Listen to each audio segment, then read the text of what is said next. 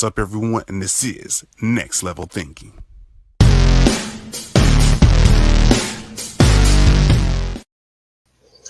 What's up, everyone? It's your host, Chris Holmes, as always, as we bring you a fantastic, another great episode of Next Level Thinking. And today I have my special guest. Well, he's basically homebody by now, by the name of, go ahead and say your name. He already laughed. You about to cut up already. Tyrell Goodman. What's going on? It's going good. Here to go ahead and drop bombs, and I actually want you to be ruthless in this one. So we gotta tell her as it is. I'm giving you full permission. You better be careful what you ask for because you don't know what you get. That's all right. What I get, what the audience may get as well, and the people that may view this other, is if we get more people in here. Let's just say, like in the words of grandma, some of that medicine that you need to receive, and it don't always taste good. Well, yeah, that is true. That is most definitely true.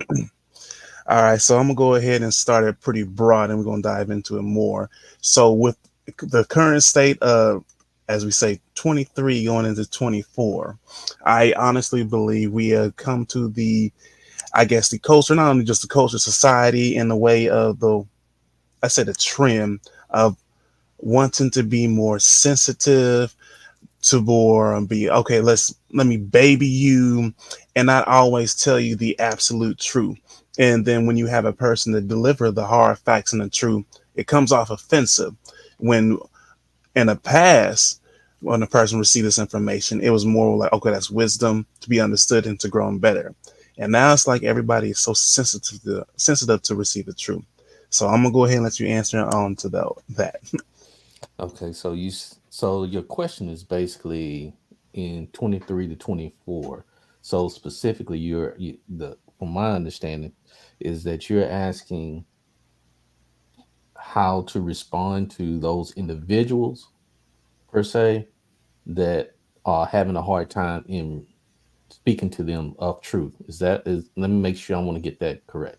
Correct, because I feel like this is like part of the branches that goes into like facing yourself, because in the bigger umbrella. So yes.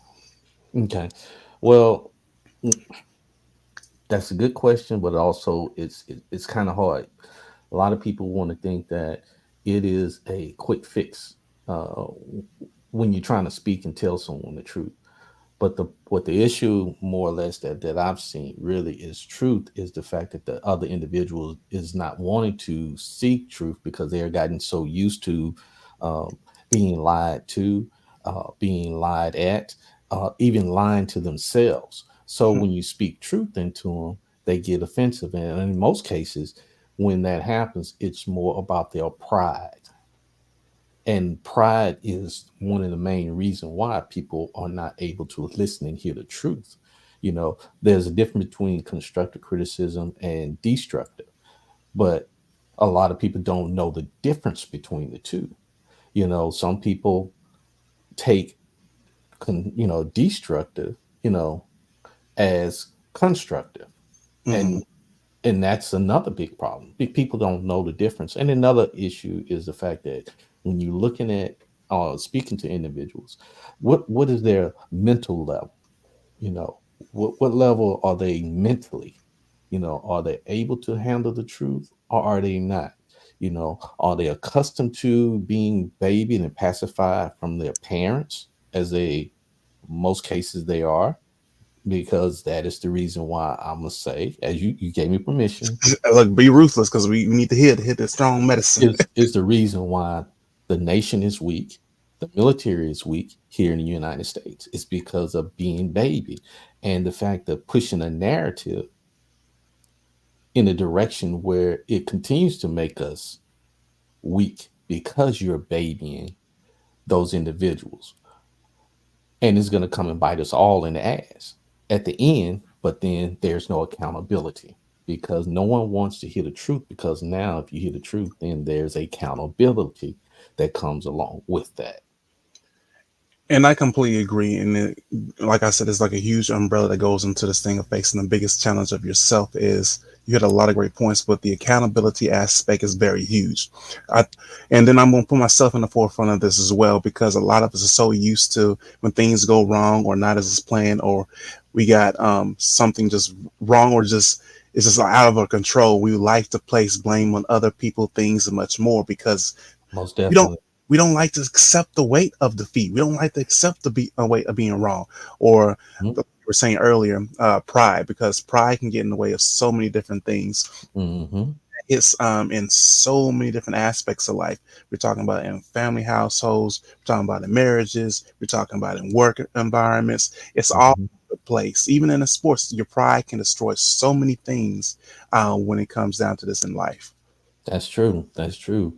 Man, but people don't really pay attention to that, and that's the sad part. Because as we stated, and as I'm stated, people want scapegoats.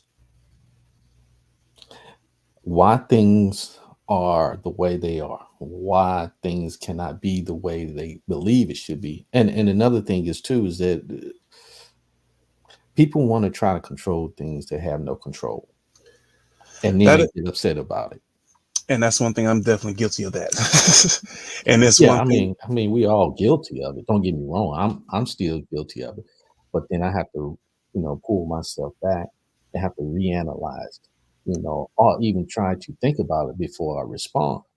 And if I'm having an issue where I can't distinguish between the two, most of the time, I just stay quiet.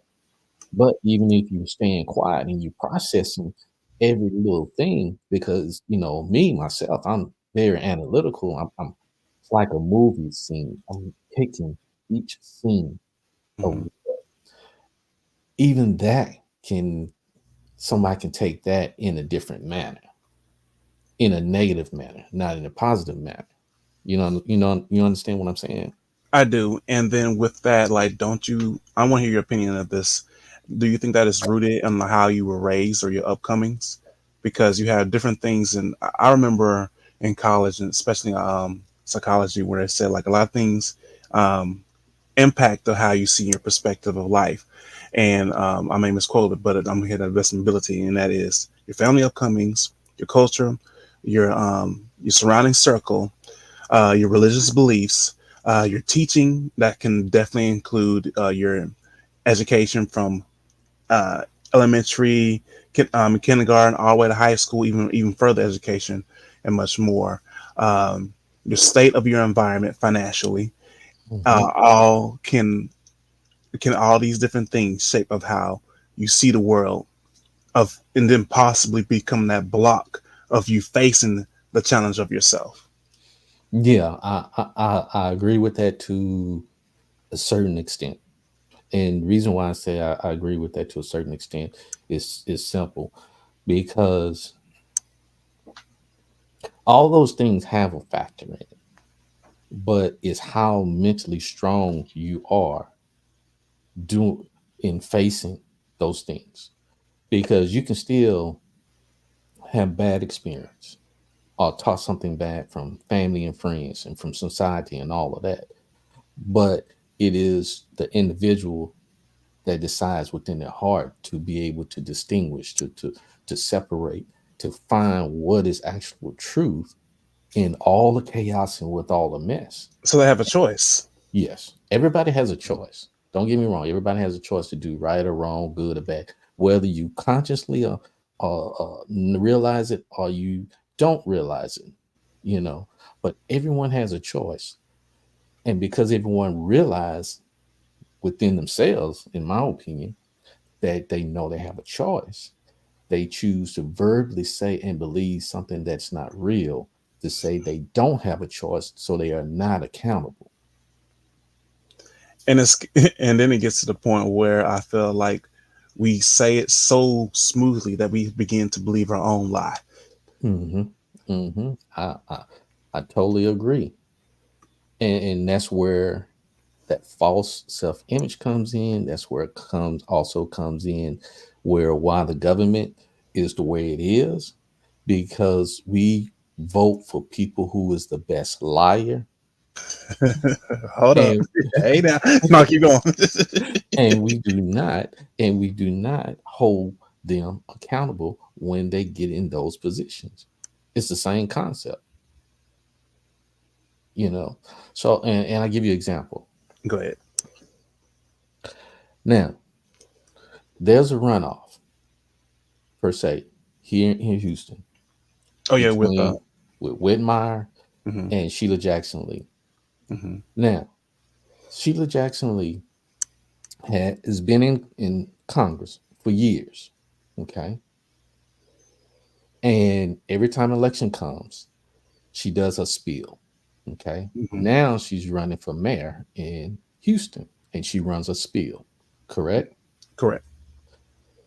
But people vote or decide to elect her for those positions because of what she says, but not what she does. Oh no.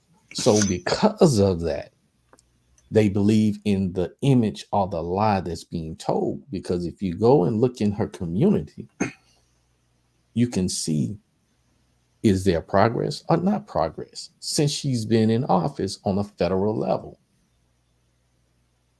Now, look at it in the sense of now she's running for mayor. Say she's running for mayor.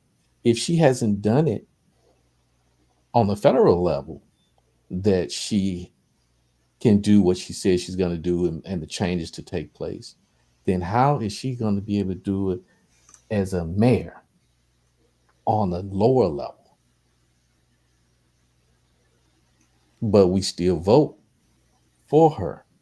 And I'm not picking with her. I'm just using her for as an example. Example. Okay. Now let's look at all the other past presidents, all the other past, you know, people in Congress and the House of Representatives. Let's look at them. You know what I'm saying? Mhm. So we vote for people that are the best liars, and we take that so we don't have to, so we can blame them and we not be held accountable because we're the ones who voted for them.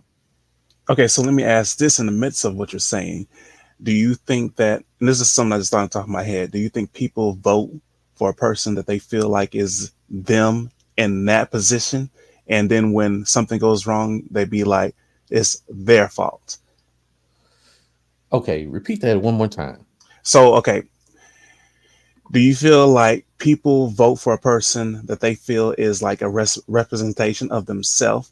And when things go wrong, instead of taking accountability for who they voted for, they be like, it's their fault. Yes, I think people are responding that in that manner. Um, Simply because, like I said, it's the accountability issue. Hmm. That's one of the biggest factors with a lot of people. It's because no one wants to be held accountable.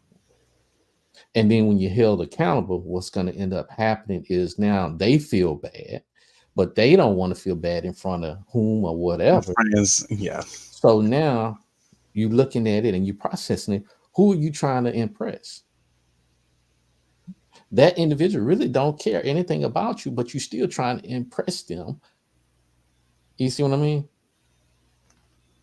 It's like crazy backwards. So, what do you think is let's say, a step moving forward to help a person to actually start taking accountability for their actions? They have to do it themselves. Oh, we. Honestly, they have to first come to realization. If they don't have a come to Jesus meeting, to themselves, it's not going to happen. And you can't make anyone see what they need to see or should see about themselves. That there's no way. And that's where it comes in. You cannot control something that you have no control over. So don't be upset. Don't get up. Don't get agitated. But that's natural for us to do that. But don't allow it to consume you. Mhm. Because at the end of the day, you can't control another person. You can only control your own thoughts, desires, feelings, and reaction to whatever the situation that may be. That's all you can really control. That's it. That's it. Real simple. But everybody makes it real difficult or make it appear or sound very difficult. And it's really simple. You know, I you think can't you can't even control your pet or a dog. They're gonna do what they want to do when they feel like it or when they want to. Now you can encourage them But then by they bribing them for treats and things of that nature. But even then, if they don't want that treat, they're gonna do what they want to do. that just reminds me, it's like talking to kids, Yeah. basically. And at the same time, you have kids, teenagers, but have adults that still. I mean, if you really think about it, this is really full circle, and it's just I think it's accepting the reality is you can want a person to change, you can want them to take the action, but at the end of the day, they have the complete control of actually deciding whether they want to do an action or not. Yeah, And that's true. and that right there, I think, is really tough. Because if you think about like a lot of parents, they want the best for their sons and daughters and much more, but it goes into that uncontrollable factor. It's like you have no control of it. Now you don't. You I know. you don't have no freaking control. Not at all. That is the extra lie that I'm saying that we tell ourselves that we have control over something when we really don't. Don't. We still like to lie to ourselves, That is true. you know. So what do people do? They constantly get in an argument. They constantly have these fights and disagreement, you know, because of something they had no control over. Logically, when you think about it, let's put it like this: when you think about it, does that shit? I mean, excuse me, does that really make any sense whatsoever? Doesn't make sense. You can't even control actually when you're gonna have a bowel movement. You can't even control your eyes blinking. You cannot control when your mouth is salivating. You have no control, but you lie and say that you You do. do have control because it feels good.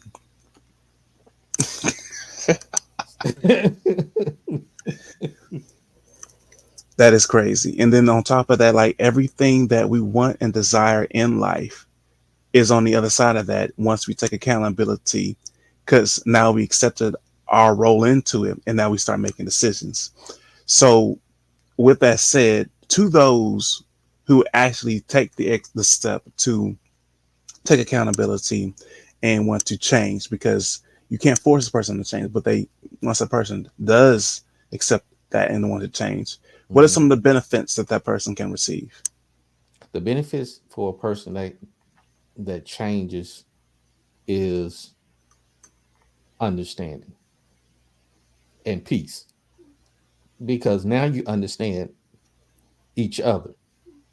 It's just not on one side and then the other person is not doing the same. It is for both.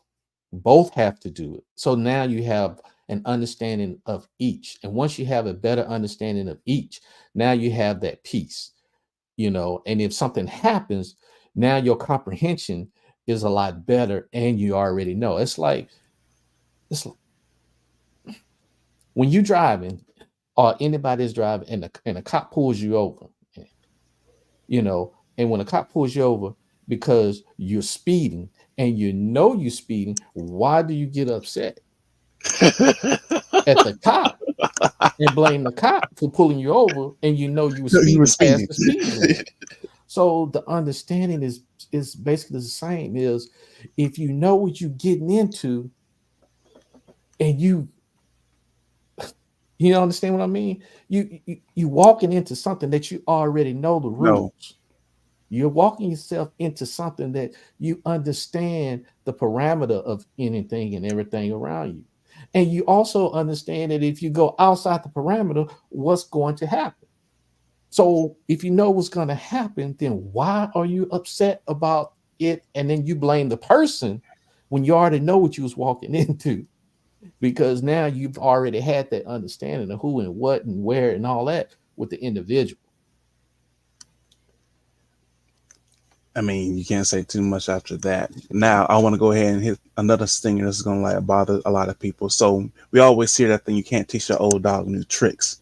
Okay. Now, with this sensitive society nowadays, what about, let's say we tell the parent, okay, what if the parents actually become a parent?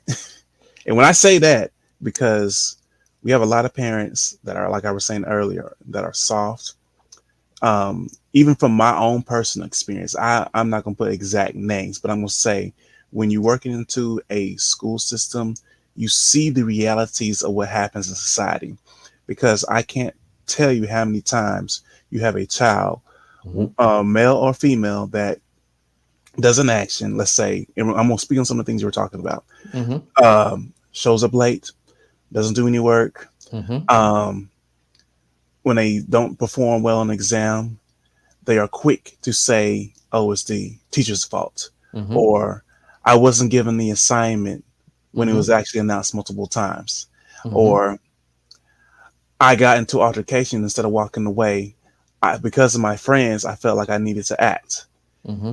I mean, I can go down and list much more, but when this all these different things happens, Mm-hmm. if and when you ask for the parent to address the child, and there's a ton, I'm speaking for a lot of different teachers that Mm-hmm. want to see the actual growth of the student. Mm-hmm. And when they talk to the parent, and when you get a response from the parent that goes like, "Whoa, my child is the angel," or "My child would never do that," or Mm-hmm. "That's not he or she," I feel like it's just making or even escalating the situation worse, because you just now gave permission for a child to believe that, oh, I can always find a scapegoat, to never take Mm-hmm. accountability, and they carry that into adulthood. So, what do you Mm. think? Am I censored? No, go. Okay. I think parents like that are sorry ass parents because they are damn coward. Ooh, Because you know good and well that your child needs, or the child, or however many kids you have running around here, Ray Ray and all of them, or Shaniqua, whatever the hell, you know good and well that they need some structure and discipline out here. Because if not, what's going to happen is they're going to be dead, or they're going to be in jail. And if you have a daughter, she's going to have a shitload of damn babies that's going to be living on the system that everybody's paying into, that actually works while she's laying up having babies. I think parents that are like that no more than just are scared or do not want the accountability if and when something happens, because then they know that will fall on them damn. in how they parent their kids. It's an scapegoat always. And I am personally sick and tired of it. And that's the reason why, as I stated, the government as well as the military and these kids are in an uproar in a way where it is tearing everyone up from the inside out. And by time things come to realization and it hits, what's going to end up happening is the fact that it's going to be too late, because your mama, your daddy, or any parent should put something on that child's ass. I don't care who and what it is, because there was a reason. And if I'm talking about the black community, there's a reason why we were always disciplined with your fussing or a belt on your butt. There was a reason for that. That was reason because of they didn't want the slave master to take your child away or from the family to another location where you never saw that child. It's the same concept where it is the same now. If you don't discipline your child and be held them accountable, and another thing, those parents don't even set standards high enough that's reachable and attainable for the child to reach. They don't do that. So then what happens? The same thing back in slavery is when your child act a damn fool and get in trouble with the law, with the law, they're going to take your child away, just like in slavery, from the family. So then what? Whose fault is it?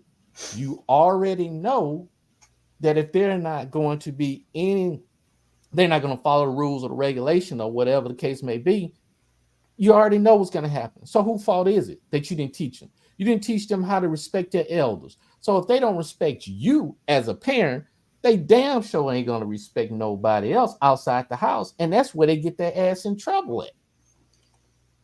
And they get in trouble with the law. And the law has no sympathy. Law has none whatsoever. Law does not care. And if you're a minority, damn sure don't care even more so. The level of the lack of compassion or empathy is out the window. It's out the window. So, and then you have those sorry parents that says, well, that's them. They know better. They at the age. Well, yeah, they might be at that age where they know better and things like after they get out the house, but at the same time, did you instill some foundation so that way they don't get out of hand? That's the other thing. A lot of parents do not instill foundations within kids. And so the kids are lost, confused. They're getting into things that they should not be getting into. So this is the reason why we have issues the way we have them now. Now I'm gonna hit you with this, and I feel like I'm gonna stir it up. And it's the most common response. I don't want my child. I got to hold on. Unlimited voice on. I'm gonna have fun. I don't want my child to go through the traumatic events that I went through my childhood. I believe that I can do better, and I don't have to be as stern as my parents was before me.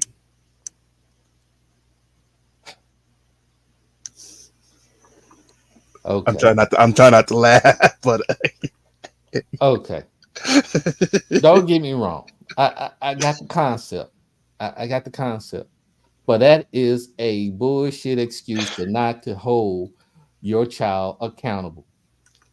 I've seen so many people that have said that, and I've seen so many people, those same individuals, I've seen their kids. And when I see their kids, guess what I'm seeing?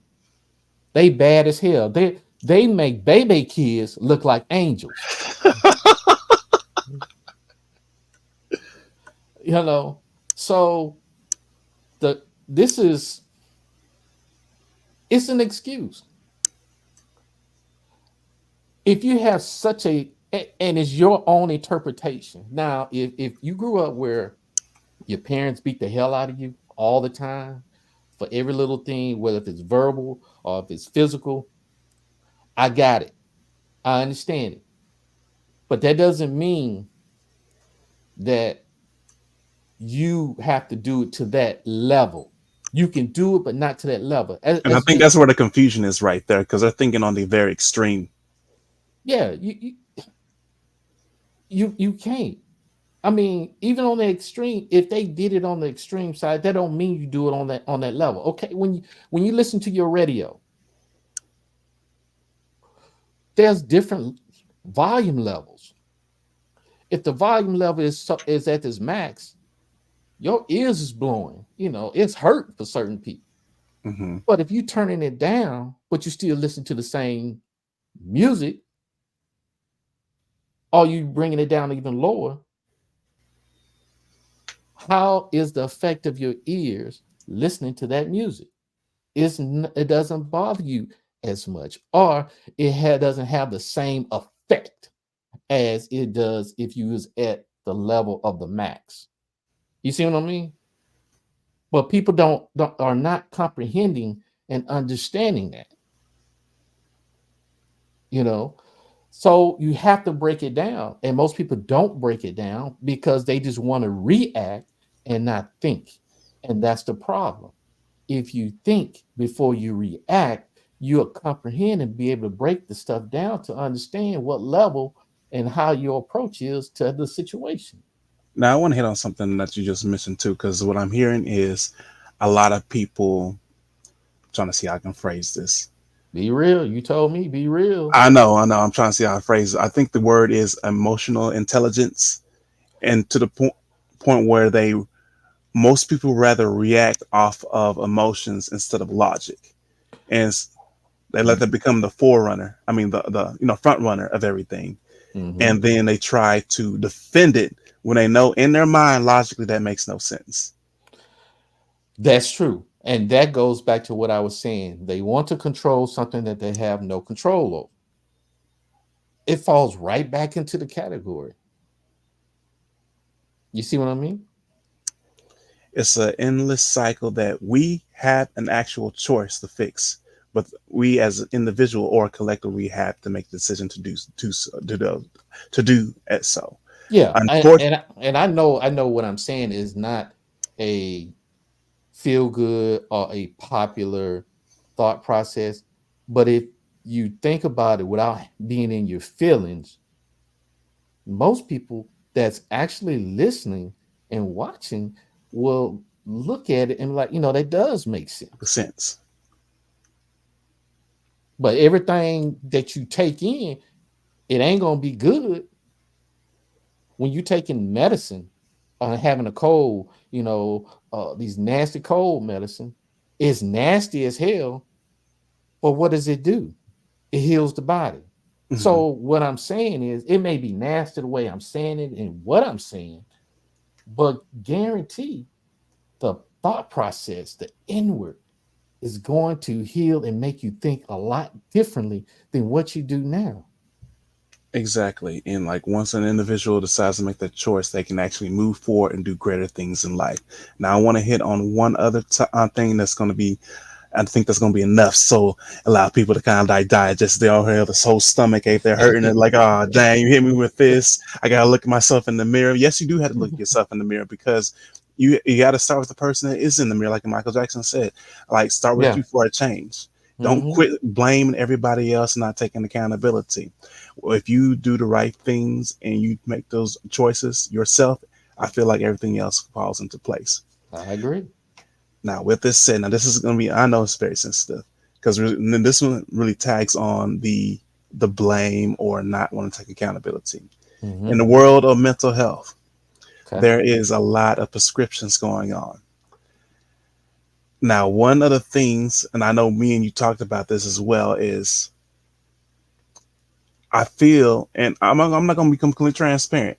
Hmm. I understand that there are certain individuals out there that need this Hmm. for control. Hmm. But in my honest opinion, I think majority of y'all don't need it and just use the prescriptions just not to take accountability.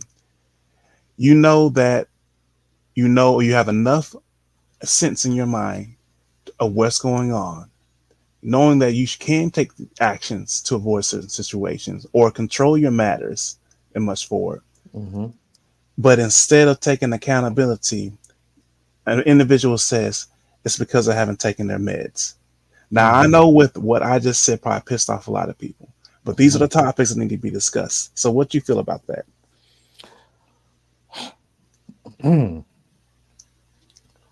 I'm glad you asked that question because I've been having this debate within my own family. Let me put it like this: when a person is an alcoholic and and they drink so much to the point where they're saying and doing things that can be offensive, or they're saying things that they would normally not say, what does that what does that do? What is it doing to the body? Is pushing and it's allowing the person to let their guard down, because everybody walks around with a block around them, or a wall, or whatever. Hmm. So the alcohol lowers them being on guard Hmm. and allows them to say what they think and what they feel. Medication does the same damn thing. If people will look at the side effects of the medication, it's doing the same thing. So how they act and what they say and what they do is just who they really are. But Oh, but at the same time, they're saying the medication it's the medication's fault. No, it's the opposite. This is how you are. This is how you really are and think and feel. Now, because it's being revealed and you embarrassed because it caught you with your pants down, just like in 9/11 with the United States, now you backpedal. And now you got to find a a, a, reason. a reason or an excuse to place it on something else and you not be held accountable. Medication, that's all it does. And it's synthetic. So if it's synthetic, then it's naturally not good for the body in the first place. Now you're dropping bombs and facts now. So, but if people are smart, then they will realize medication is not good for the body because it's not natural for the body to be taking that. You know, and if anything, you should be looking, if you're a spiritual person, which I am, then you look at your spiritual life because that's the problem right there. And the byproduct of it is how you're acting because you're missing something spiritually in your life. There's a book, it's called Saving Normal: An Insider's Revolt Against Out of Control Psychic Diagnosis, which is a DSM-5 that all these psychiatrists use it, right? This guy who wrote this book was one of the ones who wrote the DSM-5 for mental health for people. And in the book, he tells you this is a pharmaceutical game plan to get people hooked on synthetic medication because they pay for all the conventions and push medicine on them. And mental health in that level is only an observation. There's no such thing as a diagnosis. And he states that in the book. Ooh, he just So, and if you're a mental person, let me ask you, just think about it. If there was mental issues during the time of Christ and Jesus, when he was walking the earth, how was he able to heal them and the people were having the same symptoms back then as is today?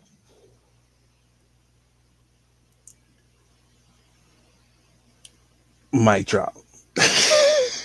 When, and I'm giving you an example, when Christ was on the boat and he came across the boat and he saw a man that people could not control, and he asked the man, you know, what's your name? He said, "We are legions. We are legions." Yes. All right. So and he acted a certain way. What? Look at how he was acting. What today's terminology is he? Would he be diagnosed? Multiple personality. But what did Christ do? He healed him. That wasn't a medication thing.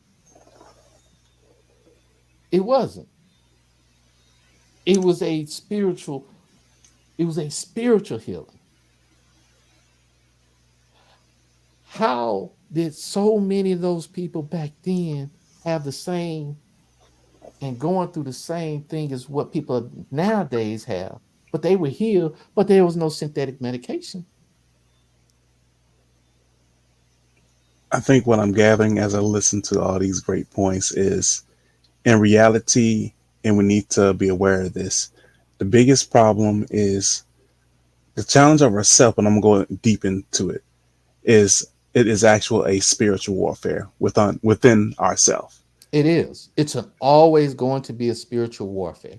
If you don't have a close tie or relationship with God, because that's my belief, then you won't see the spiritual warfare when you walk, when you talk, when you see certain people. I'm not saying that I'm perfect. No one is perfect on this earth. No one. But when you walking every day to try to get to that point, of pleasing and doing better, I call every day a reset day. That's my term. And it's because I'm resetting what I messed up yesterday to try to do better on this day. That's what I do. And keep us consistent with it. Yeah. Ooh, you gonna lay the whole full plate, a whole meal, you can remake Thanksgiving dinner and so much more with this. Even I'm over here digesting. I'm gonna have leftovers for Christmas. But all well stated facts and then backed up on evidence. You left. What was the title of that book again?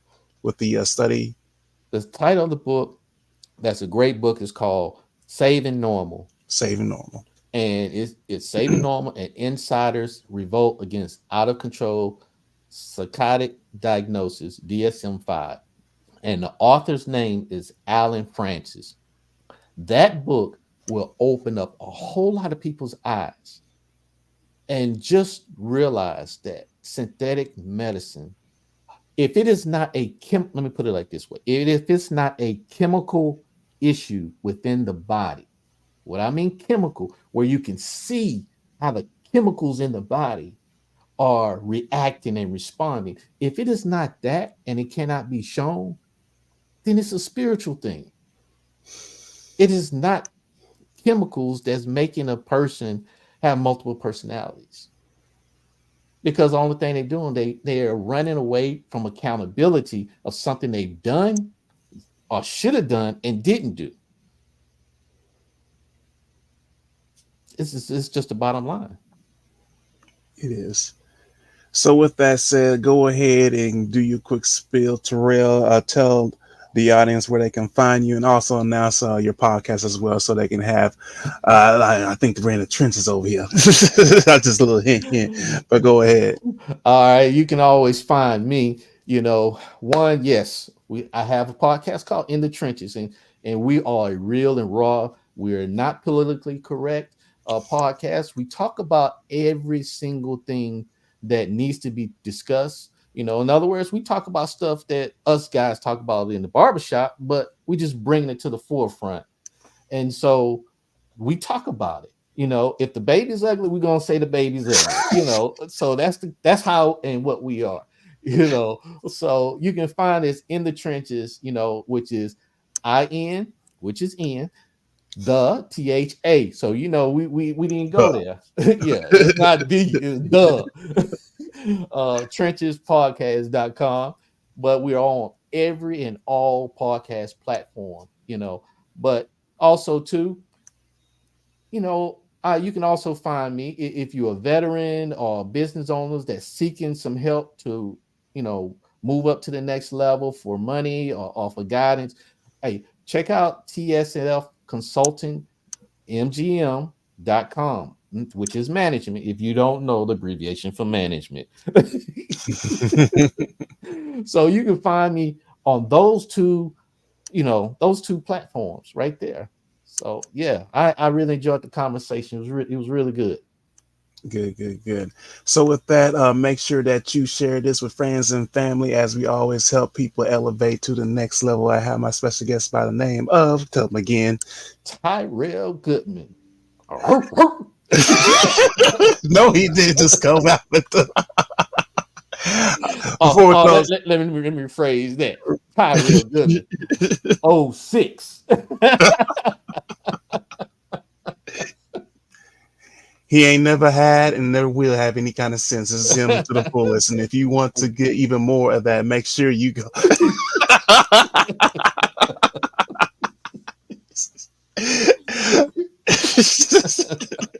He ain't had no sense. All right, so make sure that you subscribe, share, and much more as we keep things going. Thanks again for being on the show. And peace. Peace out.